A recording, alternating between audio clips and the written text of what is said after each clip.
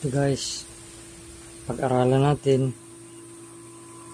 ang paggawa ng deep well.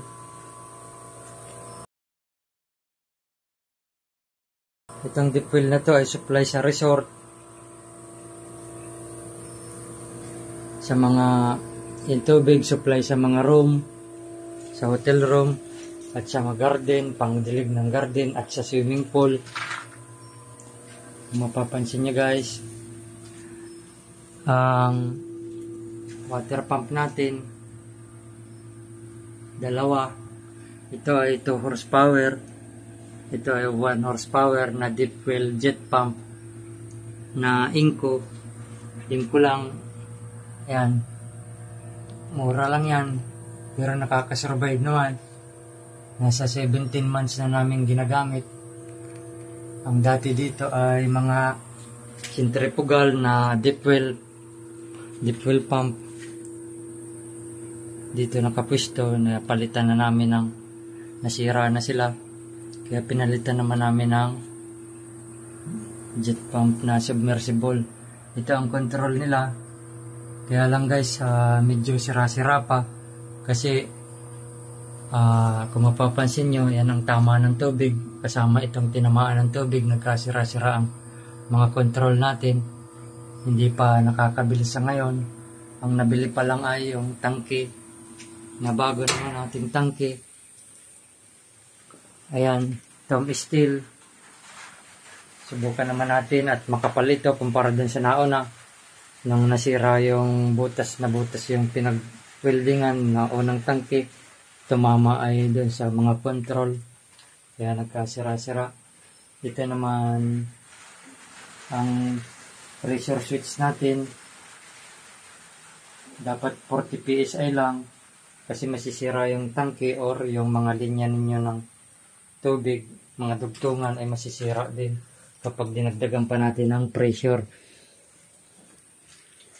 Ito namang tangke namin, tangke yung ginawa namin.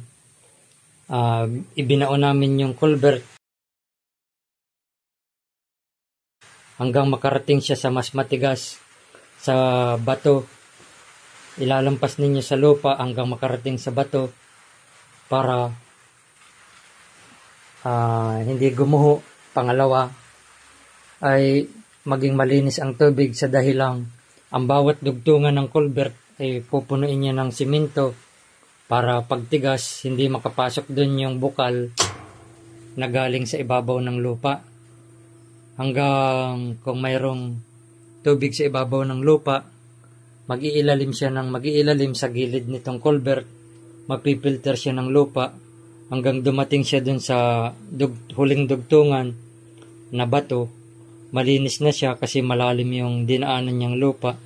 Pagpasok niya sa loob, malinaw na at malinis. Tapos ang isa pa, dahil bundukin ang aming lugar, hinanap namin, naglalim kami ng naglalim hanggang makarating kami sa 3 layer ng bukal. At yung saka lang kami huminto sa pangatlong layer. Pero yung pangatlo na yon ay hindi yun kayang umahon ng papataas. Kaya kailangan lagyan nyo naman ng water pump kasi doon lang siya nakalabel.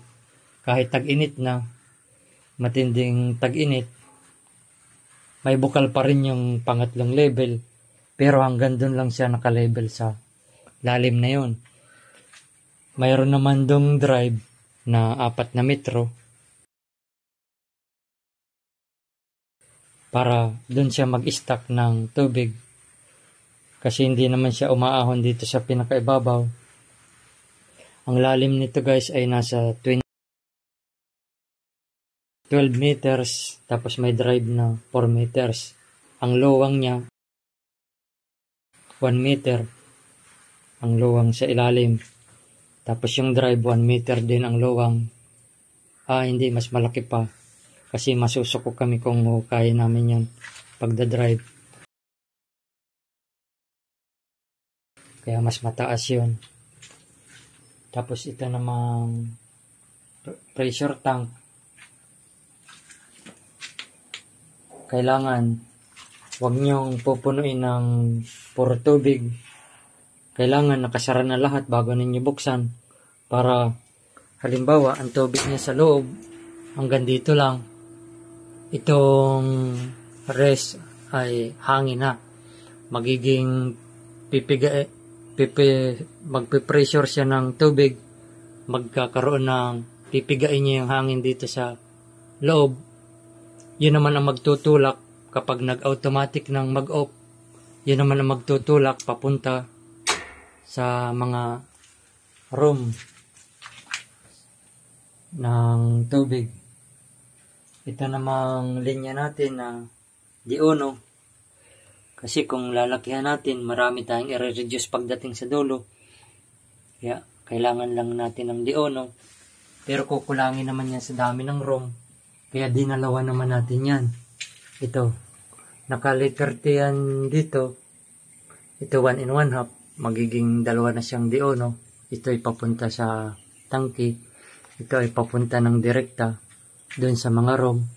Pero nagsasalubong yun sa nasa gitna ang mga room. Nagsasalubong siya sa magkabilang dulo ng mga room. Para in case na masira ang isang linya natin, mabutas, makakapag-repair tayo nang mayroon pa ring supply ng tubig sa room. Isasara dito, tapos nakabukas naman dito. Kung ito naman ang masira, ito naman ang isasara natin at makakapag-repair tayo nang mayroong supply pa rin ang mga room na hotel. Ayan, ito naman ang adyasan. Kung gusto ninyong mag-i-stop ng 40 at mag-i-start naman siya ng 20. Kasi kung 10 lang, hindi niya kayang ahunin yung first floor kung 10 PSI lang. Kaya dapat sa 20 ay mag-start na siya.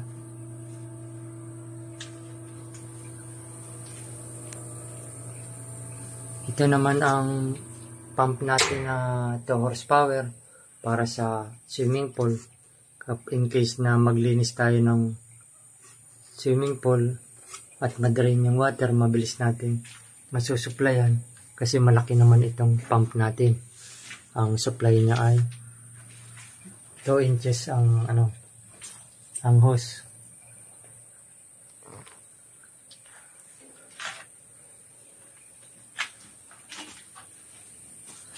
Isa pa guys, yung tubig natin ay pwede nang direktang inumin kasi malinis yung tangke. Gawa nang walang nakakapasok na galing sa tubig sa ibabaw.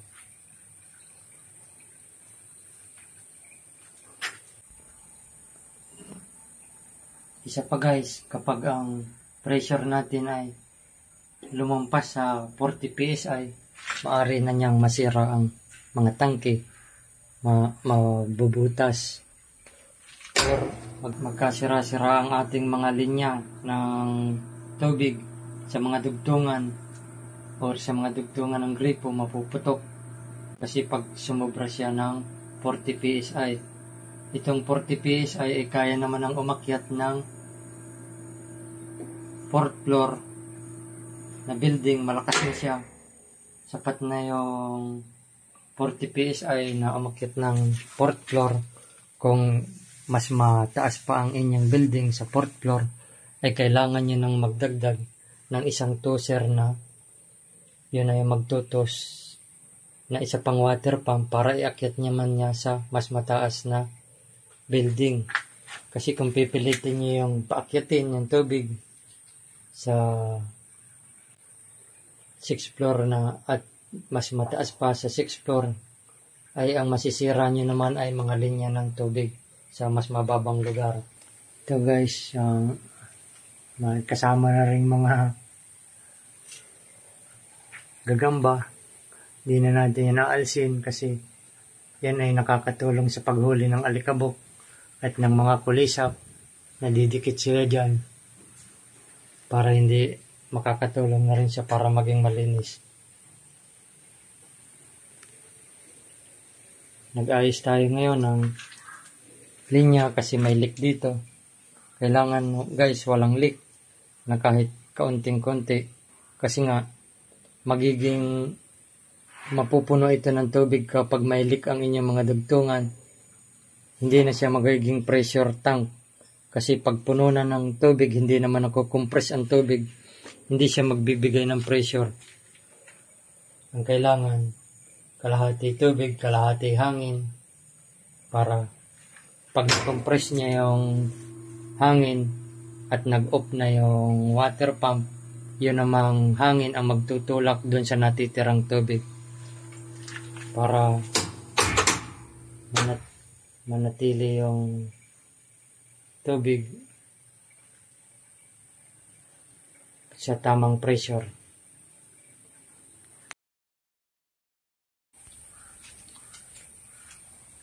Itong connection naman natin ay ibubukod na lang natin ng video kasi masyadong matatagalan ng ating video. At ipapaliwanag pa natin ang pagkoneksyon ng mga contactor kasi mayroong pressure switch. Nakokontrol siya ng pressure switch at nakokontrol rin siya ng float switch.